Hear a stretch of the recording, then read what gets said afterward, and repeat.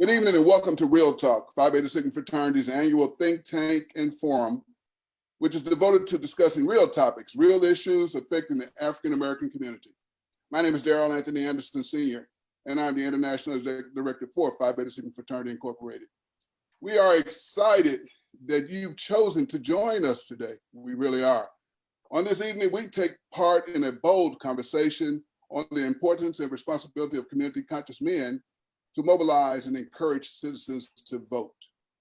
These are critical times for our country, and especially the African American community.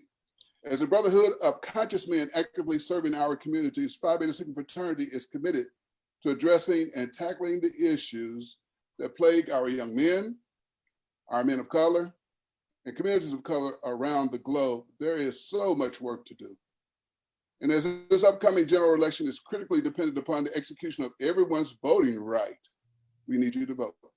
The future of our democracy is upon us, and we, as conscious men, must do all that we can to elevate the attendance at the polls. Phi Beta Sigma Fraternity is committed to the cause as we share the fraternity's Project Vote program. We've got a great program here for you this evening. I'm Donna Edwards, and it's great to be with my Sigma brothers and friends to talk about the election in a really volatile time and an important time. And we know that your vote really matters. And so I think while we wait for that video, why don't we have a chance to, there we go, there's the video, it's up. Our voting strength, Phi Beta Sigma Fraternity's program to mobilize the vote. As the nation enters the general election of November 2020, it is crucial that the entire eligible voting population is registered, educated, and mobilized to aid in restoring a more harmonious social order for our country. It is up to organizations who are dedicated to fighting against low voter turnout and voter suppression to take the lead. Phi Beta Sigma Fraternity Incorporated is an example of that type of organization. For over 100 years, the Brotherhood of Conscious Men have made it their just cause to be in the forefront of championing efforts towards social change. We are meeting the challenges of protecting, encouraging, and facilitating our right and responsibility to go to the polls and engage the political process. We are championing change during the 2020 elections and Census 2020.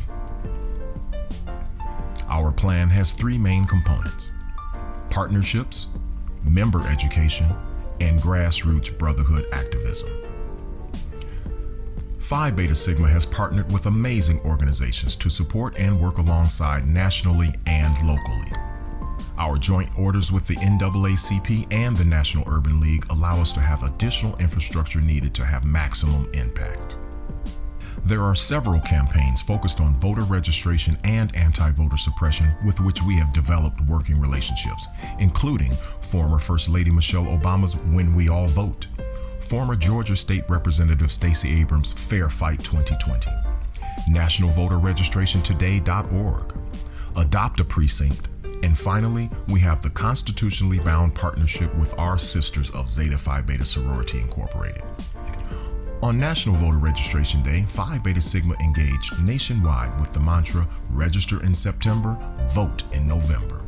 This effort gave crucial support to ensuring advancement of the key goals: registering voters, mobilizing volunteers, educating voters, and uniting for a common purpose. The Sigma Project Vote team formulated fraternity-wide strategies to increase engagement in registration, education, and mobilization. This team of regional coordinators is dedicated to making every effort to ensure that each state, area, city, and chapter gets adequate support. They also share best practices to help make sure no opportunity is left uncovered. Grassroots brotherhood activism focuses on maximizing our collective power as well as harnessing the creativity, local knowledge, and personal drive of individual brothers and chapters. With our collective might, Sigma must step to the forefront and employ its full potential to impact the political process. While every organization must use financial resources to impact politics, we must not forget that it is the enthusiastic and deeply felt personal appeal to John Q. Public that captures the will of everyday people. We must never forget that the power to change the course of this nation ultimately rests in the hands of the citizenry. We must stay conscious of the fact that local elections and politics set the stage for marshaling the control of national power. When we go out to effect change as a brotherhood of conscious men actively serving our communities, it is the impact we have in elevating the poorest, most powerless residents of our major cities that may produce an epic champion of human rights like Brother Elijah Cummings and Brother John Lewis. Let us honor their memories and create great change by serving with a resolve that they will be proud. Phi Beta Sigma Fraternity Incorporated, Project Vote.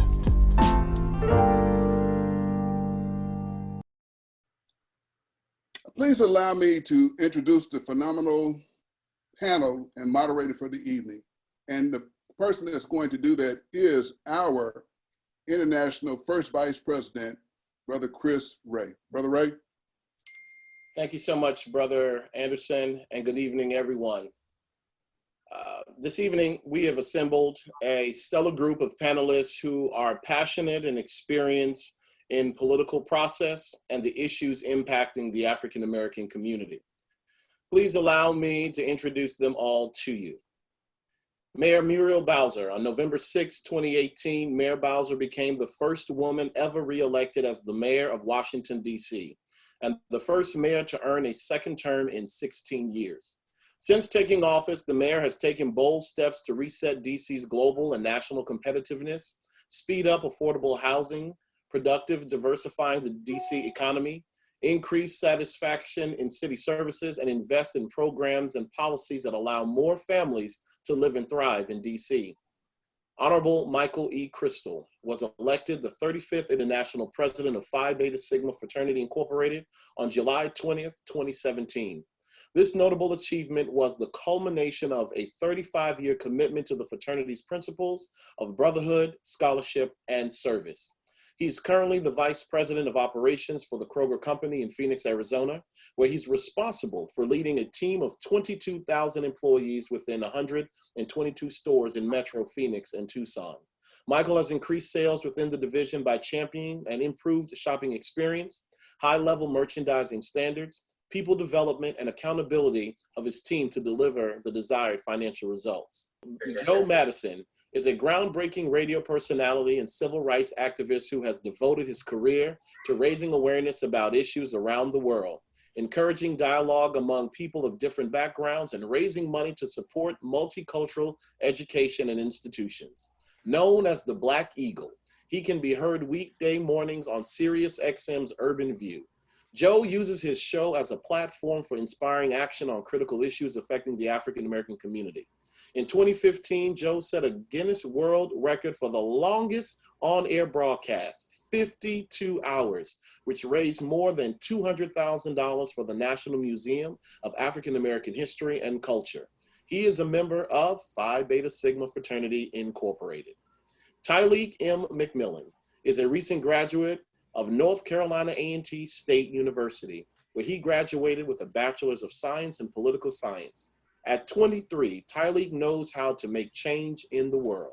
Since the age of 13, under the leadership of Reverend Al Sharpton, he has served as the Southern Eastern Region Youth Director, current Washington, D.C. Bureau Policy Advisor, and National Director of Youth and College for the National Action Network, one of the nation's leading civil rights organizations. In his current capacity, Tyleek works alongside the D.C. Bureau Chief, moving the organization from demonstration to legislation, serving as a conduit for information about what is happening in the halls of Congress, in the Office of Administration of the President, and in the Chamber of the United States Supreme Court. He is a member of Phi Beta Sigma Fraternity. Mark H. Morial is president Good morning. of the National Urban League, the nation's largest historic civil rights and urban advocacy organization. As mayor of New Orleans from 1994 to 2002, Morial led New Orleans' renaissance and left office with a 70% approval rating. A graduate of the University of Pennsylvania with a degree in economics and African American studies, he also holds a law degree from the Georgetown University. And last but certainly not least, our moderator for this evening's discussion, Donna Fern Edwards, served from 2009 to 2017 in the U.S. House of Representatives from Maryland's 4th Congressional District. The district includes most of Prince George's County, as well as part of Anne Arundel County. She's a member of the Democratic Party. A lawyer and longtime community activist, on June 19, 2008, she became the first African-American woman to represent Maryland in the United States Congress. Edwards has been a political commentator and analyst for NBC and MSNBC television networks. She was inducted as an honorary member of Zeta Phi Beta Sorority Incorporated in 2014. So before we turn it over to Donna, please, everyone, please give a round of applause to our audiences out there. Give a virtual round of applause to our audiences out there. Donna, take it away. Great. Thank you so much for introducing me and the rest of the panel. We're going to have a great discussion this evening, and the hour is going to go by really quickly. And so let's just kick it off, because this is a really volatile election season. There's a lot at stake. We've had issues in the news and affecting the election that we could not have possibly dreamed of even a year ago. And so I want to start out with President Crystal. You know, one of the things that's really interesting is that there are so many issues to be considered. What do you think are the most pressing issues for the Black community to consider as we go to the polls in November? Thanks, Donna, and certainly thanks to our panelists. I'm certainly looking forward to this discussion. You know, for me, Donna, when I think about the impact within our community, certainly race relations are critical, but to me, it's all rooted in economic development. You know, what are we doing to really challenge our candidates to really champion home ownership? Because we know there's a gap between white and Black home ownership. When you think about accelerating unemployment, or more importantly, employment, as we see the gap between the African-American community and within the majority community. And then certainly economic development on investment in small businesses, but specifically African-American businesses. So to me, those are the three, but we certainly got to address the elevated and escalated racial issues that have occurred that we've seen this last summer. Well, you know, Mayor Bowser, and it's good to see you this evening. Hello, my friend. You. You know, you are the mayor of the nation's capital. I like to call it the 51st state. Me too. So there are some really important issues that you have to deal with as mayor, but they are, they're representative of what a lot of mayors all across the country are facing. And so can you tell us about some of those challenges and the ways in which you think, both as mayor of your city, but also mayors across the country are thinking about as they take to the polls? Well, Donna, thank you for that question. And I want to thank everyone for the invitation tonight. And I can say pretty succinctly, mayors are dealing with 3 waves of emergency.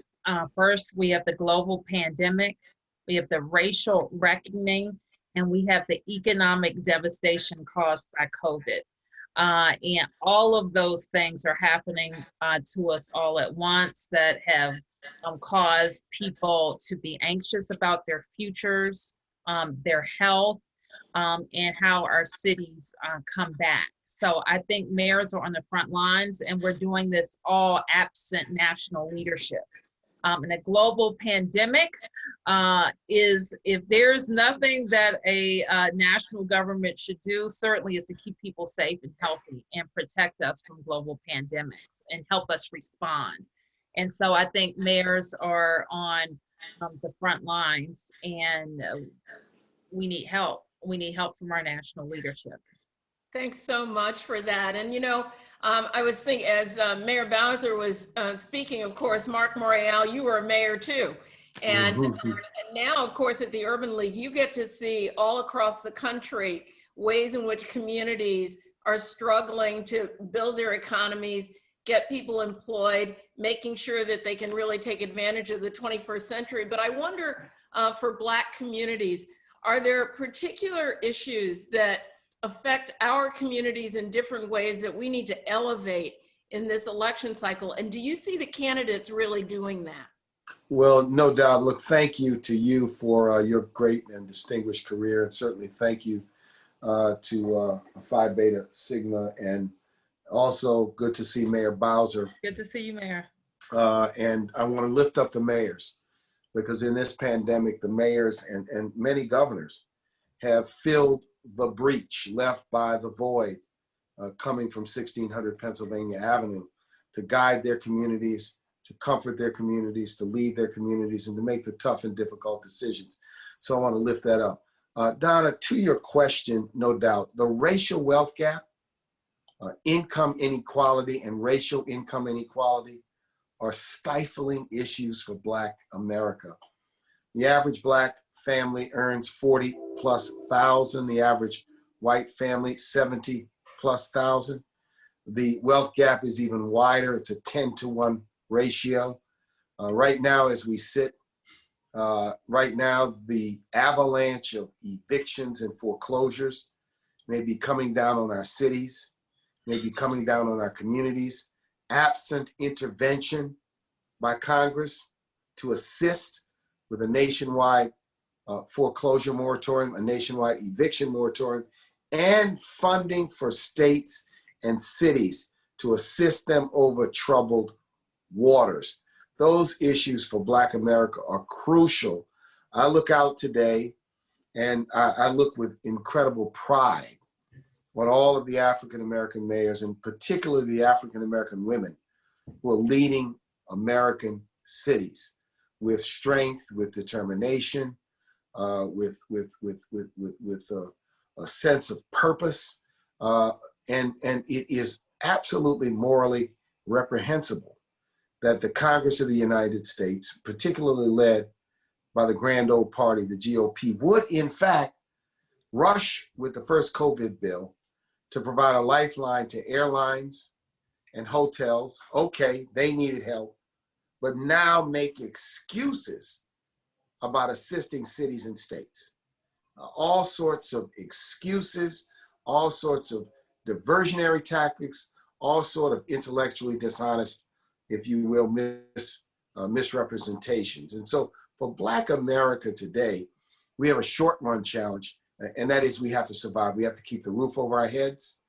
We have to try we have to hope that there's going to be continuation of enhanced unemployment, the things that are necessary for us to keep a roof over our head, food, clothing, and shelter, while working on the long-term issues. Now, as to the candidates, we certainly would like to see a broader debate about these issues, but I think we know where both of these candidates stand on these issues, and whether they verbalize it every day, a little research will point to where it is. We know that the current administration has had the least diverse cabinet in American history. We know the current administration has failed to enforce civil rights laws across the way. We know the current administration has sought to undo fair housing rules at the Department of Housing and Urban Development. We know that that's clear. And I believe that every election is that where an incumbent is on the ballot is a referendum on incumbent. Well, I think I agree with you on that. And, you know, it raises a question of, you know, so this is what it comes down to. It comes down to voting, right? How many people are going to vote? Who's going to turn out to vote? And what are candidates doing to excite people about voting? And one of the groups that I worry about the most, and I don't want to put you on the spot, Brother McMillan, but you're a young person on this panel.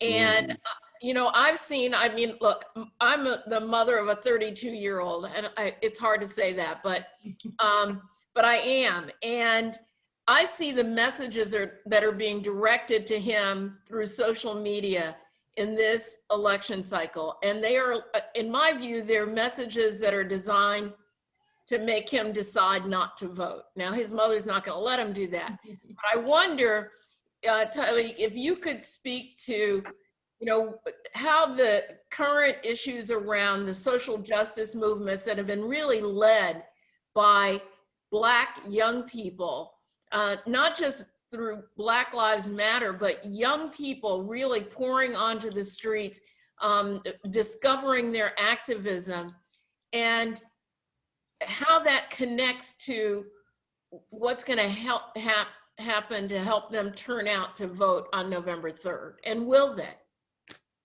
Yeah. Well, thank you so much for having me. Thank you, Brother President, for your leadership. And I'm honored to share this space with so many dynamic people that I look up to. First and foremost, I would say this is a very historical election. This is an election of our time. Over 4 million young people are eligible to vote this year. And I think we understand our power in this moment. We understand that this fight that we're in is not only for ourselves and our families, but this fight we're in is for generations yet unborn, in the words of late Congressman Elijah Cummings. We understand that it's important when we're talking about these issues of reimagining what public safety looks like, or the health in the state of COVID, and education and voting rights and women's rights, climate change. We understand that all of this is on the ballot, not just for now, but for generations yet unborn. And so when I hear, the saying of young people are not going to the polls, I think that we understand our power in this moment. But I think, yes, we come with a sense of expectancy. Where young people in this moment, as you know, we don't come asking for permission. And so in this moment, young people know what we want. And so we're not coming to ask for justice. We're not coming to negotiate justice. But young folks in this moment are here to demand justice. And we understand the power of this moment. And we understand that what we do now echoes through generations, as President Barack Obama said. I'm going to ask you a follow-up on that. Do you feel like the candidates, whether they are at the federal level or state and local, are really intentionally speaking to the issues that are important to young people, and are they engaging them? Yeah, I think just looking at, VP Biden's plan, it is a very progressive plan that we have not seen among any candidate running for office. But of course, I think there's always room as we look at organizers in the streets that are looking for, other things to be added to the agenda. His plan for criminal justice it's great. And I think it's also good to understand that as we talk about Black issues, that criminal justice isn't the only Black issue. As we understand, there's opportunity in education and in healthcare, and opportunities in attaining wealth in this country, and all these other areas that affect the lives of Black people. But I do think it's very progressive, but I do think there's definitely ways to understand some of the plans that are coming from the streets, things that are feasible to add to the plan. But I definitely agree that his plan is definitely more progressive than anything that we have seen in the past. Well, now I'm going to turn to my good friend, Joe Madison, the Black Eagle, because you talk to people, you speak with them all day long. You hear what they're saying. How do you think what issues do you think are really playing out for Black voters as they get ready to vote? And actually, many people are starting to vote already. They're voting down in North Carolina. What issues do you see kind of rising up as you hear from voters every day? Yeah, and let me add one other state not far from us where we are right now, across the Potomac, Virginia. Right. Will start voting, and they're making it exceptionally easy. And that is, thank goodness, for a political shift in the parties there, because the Democrats were able, with a Democratic governor, delegation, and Senate, to change the voting laws to make it easy. As I was looking at my good friend Mark Morial, I know that the Urban League has delineated every year in their report the issues that are extremely important to Black America. They're one of the foremost groups that did that. So I would refer the Sigma brothers to that report. But the reality is very simple. And let's speak about immediate need. Understand what is happening as we talk right now. And this is about the importance of voting down ballot. It's not going to be just what Biden and the Democratic platform is going to be about. We have got to shift, as you know, Donna, we've got to change that Senate. McConnell, for example, won't even show up in meetings to discuss the HERO Act. the stimulus package. The Democrats have asked for a stimulus package that will keep people in their homes, keep them from being evicted, keep them from losing their mortgages, their rent. They are attempting to provide and put food on tables, maintain health insurance. You have a president of the United States that had the audacity to say he has had a plan for health insurance, but over the last 4 years, and every time we talk to him about it, it's next week, next month. Where in the heck is the plan? And as he talks about the plan, he tells us, well, you know, don't worry about it. I'm going to take care of people with, preconditions. And the reality is, as he tells us that, his lawyers are in court trying to gut the Affordable Care Act.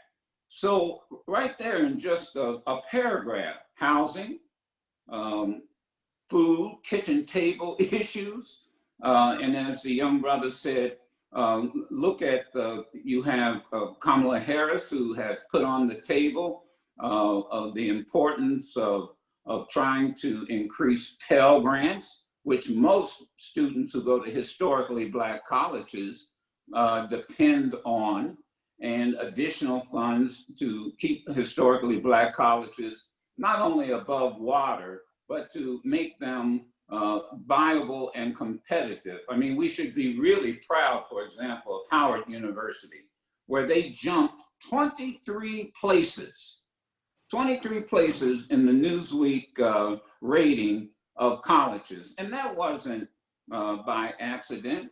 That was because of the investment and the work that the members of Congress are doing. So these are the issues, but in the immediate issue between now and November 3rd is really bread and butter issues. People are in line. We have folk in line who never thought they'd have to be in line to get food, just to get food. And Republicans in the United States Senate went from, we don't want 3 trillion. Okay, how much do you want?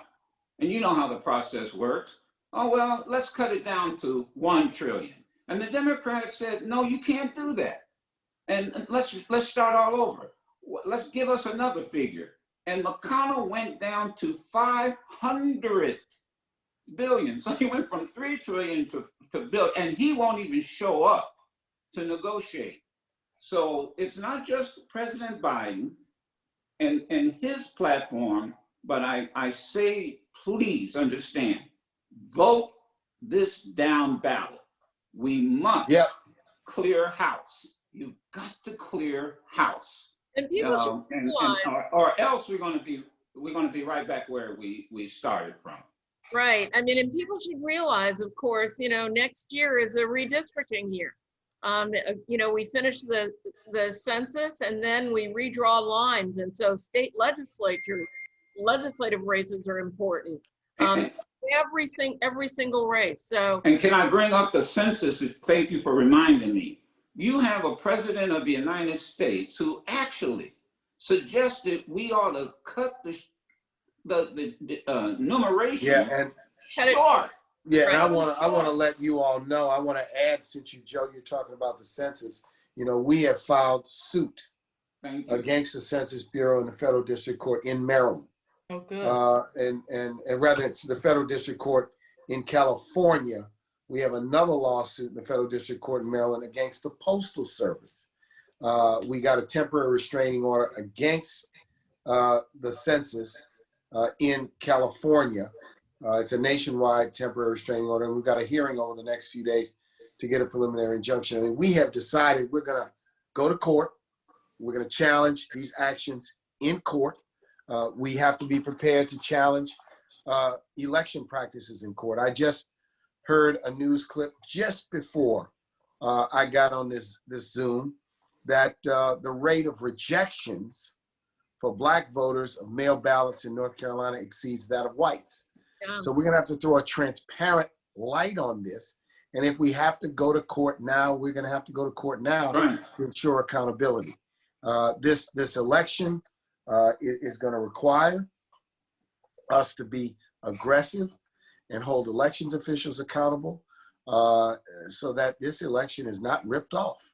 And everyone on this panel, every person on this panel, from the mayor to you, the student, the businessman, every person on this panel counts on that census count. And, Yes. and they know that. It is what empowers us, and it provides the mayor with the resources, and we don't have to explain that to her, but the Sigma brothers, and look, we need, look, this is not about sitting on the fence. It really is not about, I mean, look, if you haven't made up your mind by now, then, you know, I'm sorry, I don't know where you've been hiding. Well, we may not have to make up people's minds, but we do have to get them out to the polls. Absolutely. But it does raise a question, President Crystal. You know, all the time, I'm sure Sigma brothers, and I know because I've been on a ballot, our two mayors have been on the ballot, and people are always asking, what can I do? You know, how can I help? How can I help people vote and get to the polls? So, you know, why don't you talk about ways in which the Sigma brothers should be and are engaged in the election to make sure that we have the strongest turnout possible. We don't want to just talk about 94% of Black women voting. We want to talk about all of us voting. And so we need our brothers at the table too. Yeah, what a great question. Donna, we actually started really putting a lot of energy and effort around this election. That would be the 2020 election. We started in December of 2019, and our official public organ, we refer to as our crescent. We published the Battle of America, a comprehensive approach towards how we would go to market in respect to preparing our chapters for the upcoming election. Centered around voter registration. We've had a lot of energy and effort around voter registration, but we didn't stop there. We also put energy and effort around voter education. We thought it was important that we partner up with our chapters, partner up with the National Urban League, partner up with the NAACP on making sure our members as well as our communities was very well prepared. But then the last one, and that's where we're putting our energy now, and that is centered around mobilization. Partnering up with the community on making sure chapter members are supporting candidates as well as supporting our constituents getting out to the polls. But I think it's important that we speak on this one subject. You just touched on it. When you look at the data on 2016, we saw a disproportionate amount of African-American men staying at home. And so, yes, the sisters did a great job, and we've got to close that gap. And one of the things that we're doing as a D9 community, working on the issues we just talked about, but the 5 fraternities are really working to register 3 million African-American men during this election cycle. And as we work towards registering those African-American men, we also put together a mobilization effort around getting those men to the polls. We've got to close that gap, and we're working very strategically around doing it. Partnering with NAACP, partnering with Mark and his group as well, and we think through that collective effort, we can do so. So Mayor Bowser, you know a little something about turning people out to vote. Tell me what some of the challenges you're facing as mayor in this era of the COVID pandemic in terms of making sure that polling places are available safely and that people can do their mail-in voting, because I think it would be instructive to know what you're thinking about in terms of what's going on in the rest of the country. Well, our elections are run by an independent board, and so I have been supporting them by meeting with them weekly, actually, to make sure that they have all the resources that they need, because quite frankly, they didn't do a great job in our June primary. I, for one, waited in line over 2.5 hours to vote. And so this go around for the general, they're mailing to all residents a ballot. We're helping them install vote boxes, like ballot boxes. And there are going to be expanded early voting sites. And we're really trying to brand this as election week. So we think with all of those things, we should be ready for it. So we're trying to get the vote out early. But just to kind of put this in context, I took my mom to Costco this morning, and one of my constituents, a senior, she stopped me, and she had seen me, and she circled back to come back and talk to me. We know how that works. Yes. And she said, now tell me about these ballots, and when am I going to get my ballot, and where can I take my ballot, and can I take it to the Capitol Center? And so that just tells you that people are thinking about it, they're making a plan. But there's also some uncertainty out there. So that's part of the getting ready for it. And you know where we are, we're kind of in what I call the belly of the beast. So if there's going to be now, in addition to making sure our residents can vote, we have a neighbor at 1600 Pennsylvania Avenue that's liable to say or do anything on election night. So what we're also preparing for or more First Amendment activities leading up to the election, follow the election, and the inauguration. So we're working on all of those things. But I got to tell you, the thing that worries me the most about voting is excitement and energy, because we know we're all like political people, so we're going to do whatever it takes to vote. But there are a lot of people who are not. And so if it's at all difficult, or if they're not in love with a candidate, or they're not going to go. And so from now to then, we have to make sure that people are excited to vote. They're excited about our candidate. You know, I have a candidate, and that they know what the stakes are of not voting, and we have to get out there and do it. And so sometimes we're kind of in an echo chamber, talking to people who are politically active and motivated. But a lot of our fellow Americans are trying to make it, and sometimes they don't think that it matters who wins. And we have to do everything that we can between now and November the 3rd to emphasize that it matters. It can actually get worse. The thing I liked so much about what First Lady Obama said during the convention was, it can get worse. So it matters who wins on November 3rd. Yeah, you know, it reminds me, Talik, that in a normal kind of presidential cycle, we would see, you know, concerts where young people could come and they get registered to vote, and we'd see, you know, rallies with, I mean, we're seeing rallies on, you know, some side, pretty unsafe rallies without people without masks on, but that's not really possible in this environment. And so I think, you know, what part of what the mayor has said is, it is really a challenge, especially for younger voters, to make sure that they are enthusiastic and excited about voting. Absent that, are there other ways through social media that some of those things are happening? Yes. Just in a way, we think about Rock the Vote, we think about When We All Vote, and having these online concerts, we're getting folks excited to register to vote. What I encourage my friends to vote early. Ensure you're versed on voter ID laws that are in your state. Sign up to be poll monitors. We have to protect this elections together. Sign up to be a Voter Brigade, National Action Network. We're doing a thing with voter brigades where we're sending out information for folks in local communities to help protect the election in their communities. And then community organizers, we understand, as the mayor just said, she stood in line for over 2 hours. Lines are going to be long. And so if we're community organizers and giving out water or giving seniors chairs to sit down to keep them from standing in line for so long, or if we know it's going to be cold in November, giving out heat, little pocket warmers to keep folks, to encourage folks to stay in line. So we have to do all we can and pull out all of our tools to win this election. We understand, as I tell my friends all the time, for those who say, the battle of, I'm not really feeling the candidate.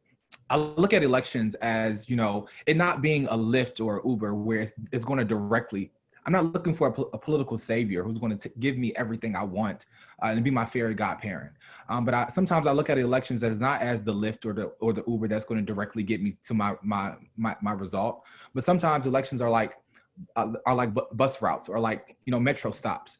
it gets you close to your destination. We have to, look at the candidates that are at hand, and which candidate will get us in that right direction, and who aligns with your beliefs and values, and who can get you closer to that end goal that you're trying to reach. Yeah, I wanted to add something because we tomorrow night, in conjunction with BET, are hosting National Black Voter Day.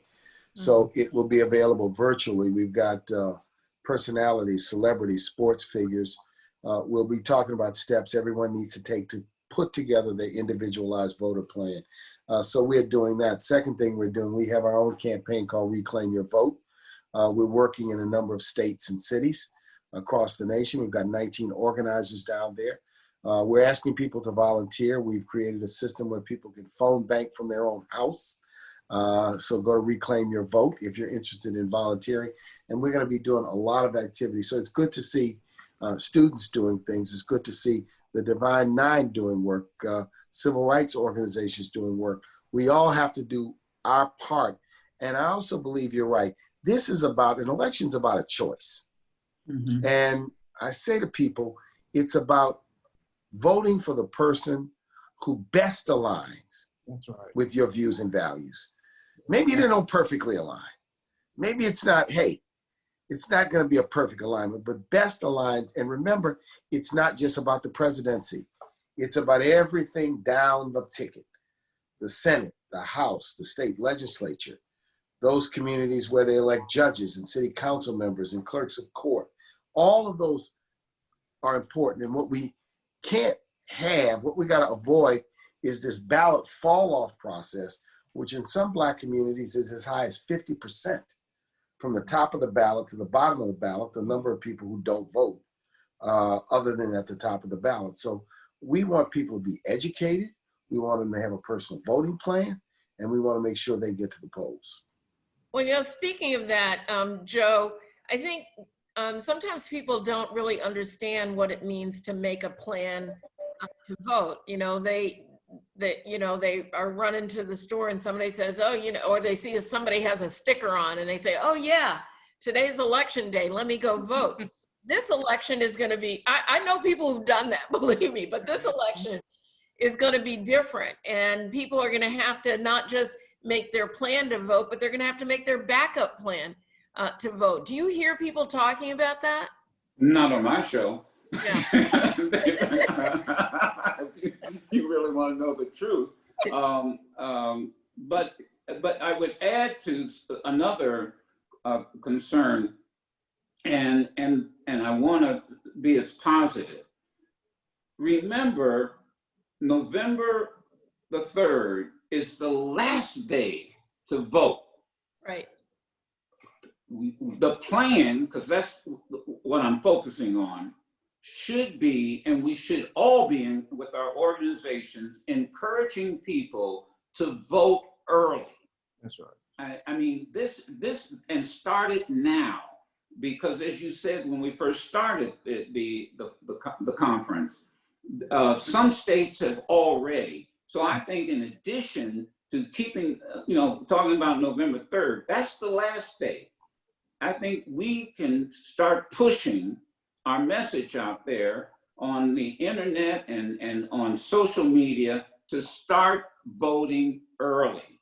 And I'm optimistic, especially when it comes to young people. Look, I remember when you had to pass out flyers and you went door to door. You had to knock on doors. When I was with the NAACP doing their political action work, I mean, we would go to cheese lines. We would have to go door to door and get volunteers. My children are about the same age as your children. They can get 2,000 people in what they call a flash mob to go to a dance in a half an hour. And so we have to encourage them to use this social media. And I'm confident that if we get their influencers to start talking about it, look, we're talking to each other, but the reality is that we need to get their influencers. So that's why I'm very feeling positive when LeBron James says, look, I'm going to put money into voter registration. And let me add some other thought, and that is we need to talk to our brothers and sisters who have been incarcerated around this country, who are being told in many states they can't vote, when in reality, many states are allowing former inmates, former ex-felons to vote. And we've got to reach out to them because, to be quite candid, we all know somebody in our family who is in that situation. And we need to reach out to them to encourage. We need to touch every base. And I would tell my brothers in Sigma, when you go to register people to vote, you know, you should go to the lines where people are in their cars getting food and talk to them while they're in that mile-long line. We tend to overlook the downtrodden. And if you go there while they're in a line waiting for food, and it's a mile long, you can tell them one of the reasons you're in this line is because of politics, because of political decisions that is made. So let us not look just at our churches, our fraternities, our sororities. We need to go into communities where people have been marginalized. It's tough work, but they may very well be the balance of the percentage of defeat or victory. We'll push. Oh, go ahead. No, I would say I will push all of the undergraduate students who are watching this right now to push your universities. I know that North Carolina A&T State University, where schools are, giving exceptions for classes for students to be able to vote, or companies are allowing their employees to take time off to vote, or making election day a day to be off. And so I commend, universities and businesses who are picking up that, that motto, and giving their employees and their students off on election day. So I would definitely encourage folks who are watching this now to go back and urge your administration, to go back and urge your CEO and to pick up that same plan. Donna, can I add just one quick thing? Absolutely. Yeah, I love the comment that Joe mentioned when he talked about influencers and who can connect with the audience better. And again, we had an opportunity last night to have some conversation in the D9 community with Sybil Wilkes. And one of the things that we talked a lot about was we're going to really use as many of our celebrity members to really get out and really champion the cause within our community, because we know it's got to be a full court press on connecting with our community, whether it's being, I like the way the mayor said, those of us who are really intimately involved, we're going to be there. But how do we connect with the broader audience? And we're going to use every resource. If you look back to 2008, we got a lot of criticism within the D9 community that we weren't as involved as we needed to be. And we took that very personal. And now we are really aligned as a collective group to do everything we can to register. I love your comment, Brother Mariel, in respect to the National Black Day of voting and registering. Phi Beta Sigma is going to be right there as well, and the D9 community is going to be right there. And so we've taken it personal. We've been very intentional, and we obviously have some level of motivation. When you think of one of the candidates being a member of the D9 community, that certainly has brought a tremendous amount of inspiration within the community. But we know that we have a cause. And when Joe talks about influencers, we've been very intentional by fraternity, by sorority, on identifying celebrities who will partner with us to help us get that message out. That's powerful. That's great. And, I think we all have to do our part. And I hope people will tune in online tomorrow night for National Black Voter Day. It'll be inspiring. It'll be resource driven. We got to mobilize the entire community. This is as consequential an election as we've seen, given the pandemics we're facing and given what's on the ballot. And we have to educate people that these issues are on the ballot. The HEROES Act, Joe Madison said, stalled in the Senate. Yep. The George Floyd Justice and Policing Act, stalled in the Senate. Right. A renewal of the Voting Rights Act, stalled in the Senate. Right. So we got to vote up and down the ballot. President, we got to change the direction of the Senate so that these pieces of legislation that impact our community, help us survive, can be passed. The people are for them. The polling shows a new Voting Rights Act, people are for it. A robust HEROES Act, the people are for it. The George Floyd Justice and Policing Act, the people are for it. That's why it's being bottled up in the Senate the same way the civil rights bills were filibustered in the 1960s. Right. Well, I want to lift up and I'm sorry. I'm going to wake Moriel up tomorrow morning to be on my show to talk about the BET special now. So you got a call. Yeah. You'll be getting a call at 6 in the morning. You got it. I'm up. That could happen. You don't even need a booker. I wanted to lift up, Mayor Bowser, one of the other things that's that is stalled is the DC state Admission Act. Yep. And when you think about the Senate, I mean, we are this close to changing the Senate that could make that kind of difference for hundreds of thousands of people who are in the District of Columbia who have no representation. So maybe just, I always want to give you a minute. Well, I was going to jump in, but I want to thank you for bringing that up, because to add to Mayor Moriel's list is our statehood bill that historic support in the House, passed in the House, and is actually calendared in the Senate. And so we expect that McConnell is going to do McConnell, but he never fails to talk about it in recent months. And we have a target, and that's the way he thinks he's going to save the Senate, by scaring Republicans about DC statehood. Governor. The support for DC statehood is growing around the country. We've had more attention to it this year than I can ever recall. And I think that the time is right.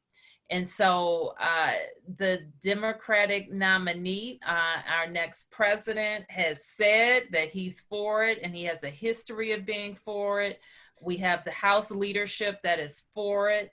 And now it's time for us to get the Senate on board. And that's not just good for us. And it is good for us, not just for representation. We saw this year that the federal, without autonomy, without full self-determination that statehood brings, that the federal government can inflict its will on the people of the District of Columbia.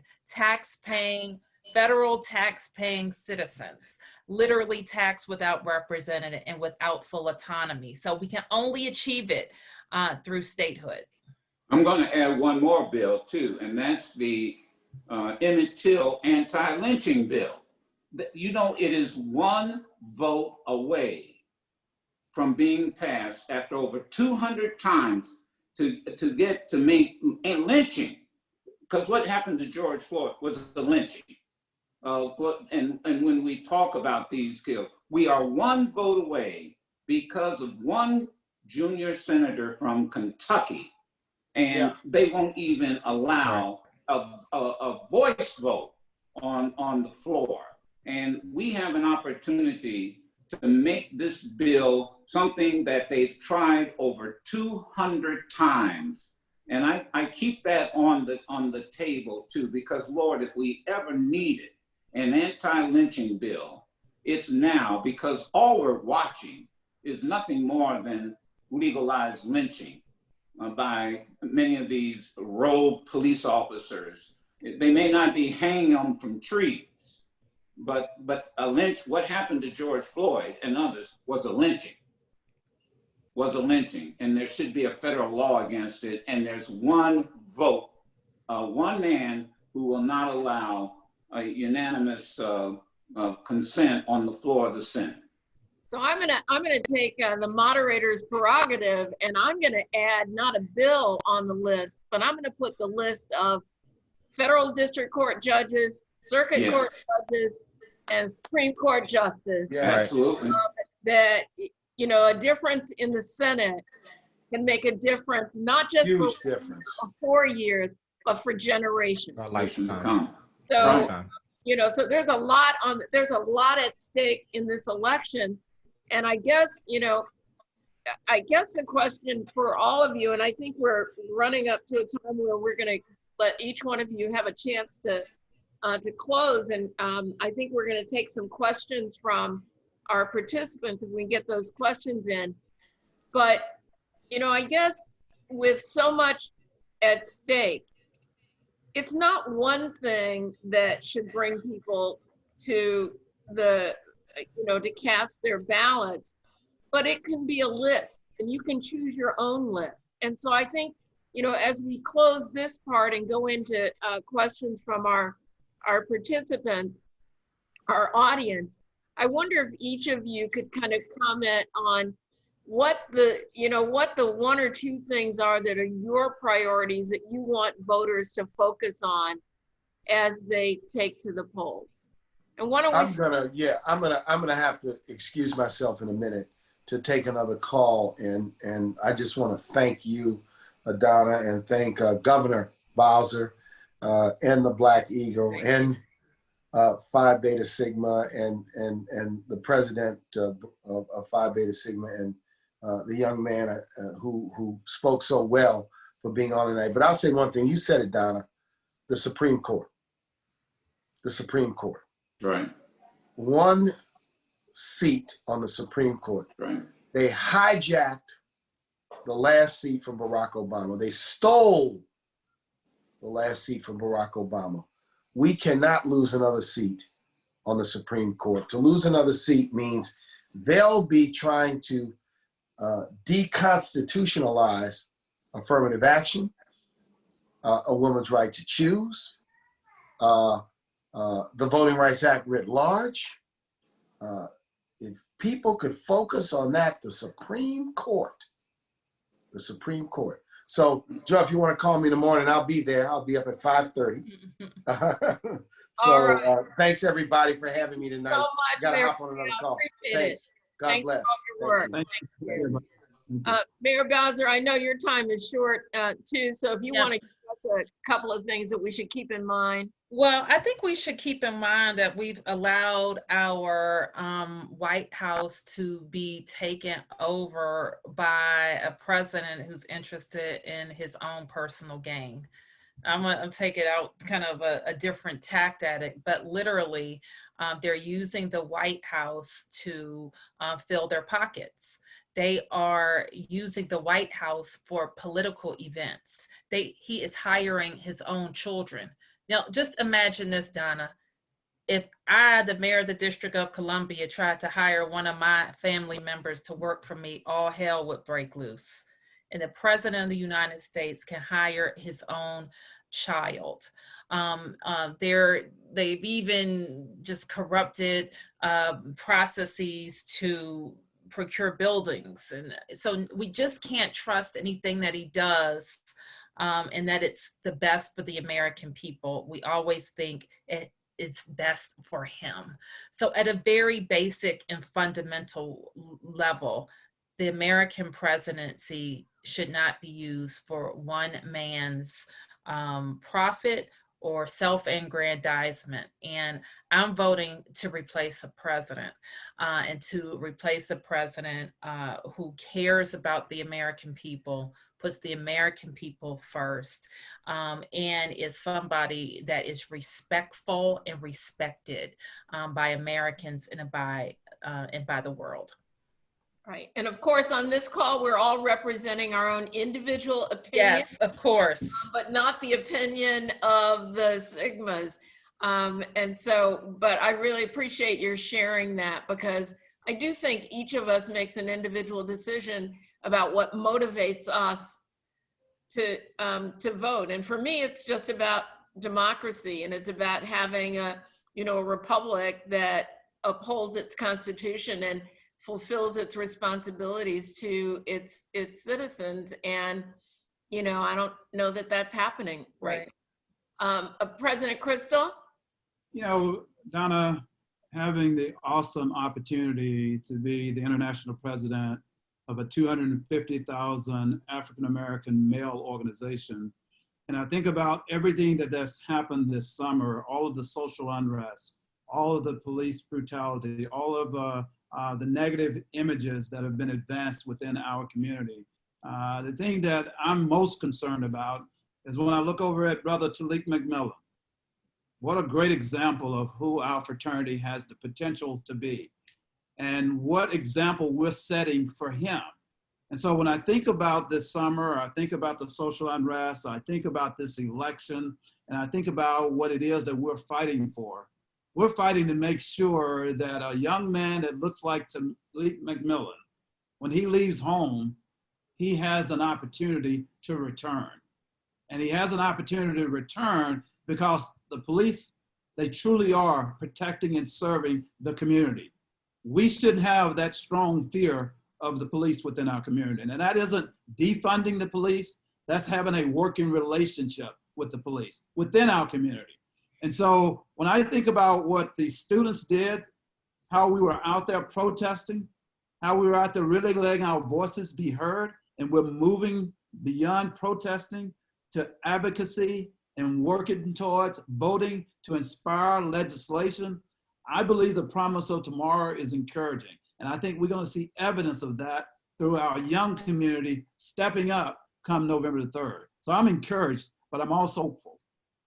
Well, thanks so much for that. You know, and I had a couple of questions that have come to me, and I wonder, Talik, if you might take this. The question is that even with a seeming divide between the Black community and the current president, do you still think it's important to meet with him before the election to hear views and to make our concerns and needs known? You think well, I think there has been plenty of attempts to get in the mind of the occupant in office. He has failed time and time again to meet the needs of Black people. And time again, he has shown his true colors. He is a racist, he is a bigot. And I think we currently, and I'm speaking for myself, have seen an occupant in the White House who is a pathological liar time and time again, who doesn't believe in the science and does not believe in climate change, and has no substance of shown compassion to unite the country. And so I think he has shown himself to the American people for this past 4 years. And I think it is our job to unite together to ensure that our children can look back on the history books and say that we stood on the right side of history. And now is the time to do that. Thank you so much. You know, Joe Madison, another question that came to us, and this is from Brother Rafael Matos, who asked the question about which of the candidates would have more of an impact on the conditions of the Black community, local or state or national? All three. And you know this, and that's a great question. Look, we just talked to a mayor. When you listen to remember what she said, I ran into one of my constituents in Costco who asked me about the process of voting. Where will I be voting? The people the elected officials on the local level are the ones who deal with everyday issues from whether it's trash collection to the courts. It's every day, filling potholes, licensing, and then the state level, of course, and then the federal level. So you have to engage all of these elected officials.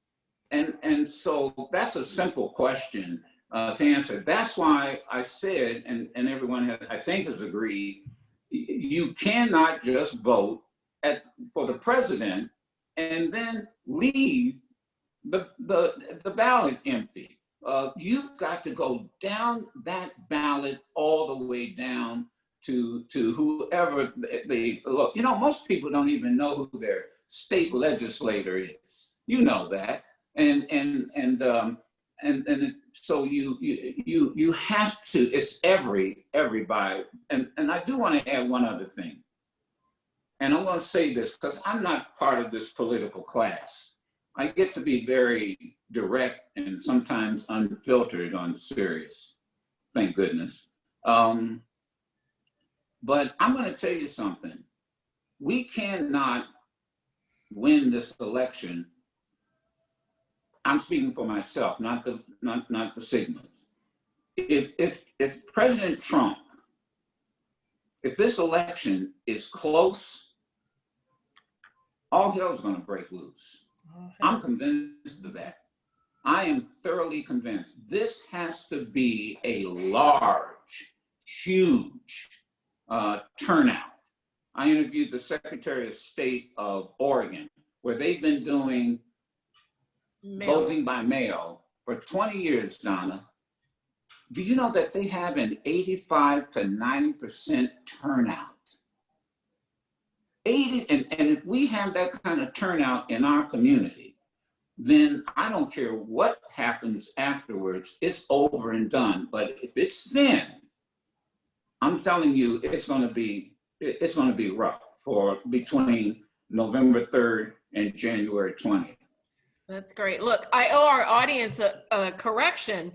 Those questions actually were not from Raphael. He was just sharing them with me from our audience out there. And so thank you very much for your questions. But, you know, Joe raises a really interesting point, and it is about what our contingency plans are for any potential outcomes for November 3rd. And I've always said we do not have an election day. We have an election season. Right. Patient with the votes as they're counted. And if all of these mail-in ballots are coming in, it may take a week or two before the election results can be certified. And, you know, Mayor, it's going to fall to you and people like you, Yes, to kind of hold the peace as we wait for those results, even as we might have somebody in the White House who's saying, I won on election day and it's all over. So share with me, how do you do that? I have to pray on that one because that one is going to be, that's going to be something. And even for us, we have, you talking about like all politics are local. We think that we're going to have a closely contested at-large city council race. That not only are people going to want to know what's happening with the presidency and if we took the Senate and all of that stuff, but they want to know who their new at-large council member is going to be. And we have all of these different ways of voting. So I think you're right that we have an obligation right now, because we already have a president calling in to question the legitimacy of the mail-in ballot, to educate our electorate. The campaigns have to do it. Our political pundits have to do it. And we local officials have to do it too, to give people a reasonable, idea of when we're going to know who won. And it not going to be that night, more than likely, right? Which is disappointing, because I just foresee a lot of unrest, peaceful, I hope, but still things for us to manage in cities. And we've had our hands full over the last 3 months. Yeah, I remember the disquiet after the 2000 election where things were really not quite decided. And of course, given that we have an election this year where in 2016, the Electoral College vote difference was basically a little bit shy of 80,000 votes, 80,000 votes. Yeah. And in a state like Wisconsin, which is going to be very contested, in Milwaukee, in Wisconsin, the difference was like, 23,000 votes. Yeah. And yet voter turnout among Black people in Milwaukee was the lowest that it's ever been. That could have been the difference in an election. Same thing in Michigan with the voter turnout in Detroit. President Crystal, go ahead. No, I just think that's so important. And then when you dial into that, as Joe was touching on, Black women show up strong. It was Black men who really was on the back seat of both of those. And when you looked at those key states, Wisconsin and Michigan, the African-American community compared to 2012 and 2008 was significantly less than what it had been. And if we had shown up, that would have made the difference, I believe, in Wisconsin, clearly would have made the difference in Michigan. and it could have potentially turned the race all the way around in 2016. So it's incumbent upon us, and we're owning that. Trust me when I tell you, the Black fraternities are owning the opportunity to really engage the African-American male on registering and getting to the poll. We've studied the data. The NAACP has given us great information. And we know it's about 13 key states that we have the best opportunity to really close that index. And we're not just broadly looking, we're really targeting on those 13 states where we can really, see higher engagement specifically within our community. And so, yeah, huge opportunity. Donna, I got to sign off now, but thank you. And thank you, Mr. President, for inviting me. I really appreciate being included. Thank you. Thanks for the opportunity on allowing us to paint that beautiful mural there, Black Lives Matter. Absolutely, You of course. We partnered up with you. Really appreciated that. Absolutely. Have a blessed one. Thanks Bye-bye. so much for your leadership, Mayor Bowser. Always Thank good you. to see you. Thank you. We'll see you on November 4th. Yep. Listen, everybody, I think we've come to about the close here. It's been great to have our special guests with us. Joe Madison, thank you so much for sticking it out. I know you have your early morning, and Tylee. Yeah, 3 a.m. and President Crystal, thank you so much for your leadership. This is a really important year, and for all of our friends and brothers out there, your votes really matter, and we want you to show up. And as Joe Madison said, we don't want you to just wait until the last day on November 3rd, but we want you to right now. And it right was now for us to have this conversation this evening. So thanks, and I'm going to turn it back to you. You know, again, Donna, thank you for the opportunity. Congratulations on an excellent job, and to the panel that was here, a huge thanks to them as well. You know, I think the Honorable John Lewis, one of our fraternity brothers, said it best. You know, the vote is the most powerful nonviolent tool we have, and we have every opportunity to advance that in a meaningful way. Really proud of the partnership we have with our D9 community. I can't say that enough. You're going to see Black fraternities, Black sororities out within the community in a very aggressive way, registering to the time that cutoff, really challenging our members to partner up on getting people within the community to the polls, and then making sure that we're doing everything we can on that November 3rd to make a peaceful November the 4th. And so as a Brotherhood of Conscious Men, we know our responsibility. And for the audience who participated tonight, we really appreciate you joining in. And with that, Brother Ballard, I think I'm gonna turn it over to you to give us an opportunity to exit out. But again, thanks to everybody for joining in. Thank you. Thank you. God bless. Go mob.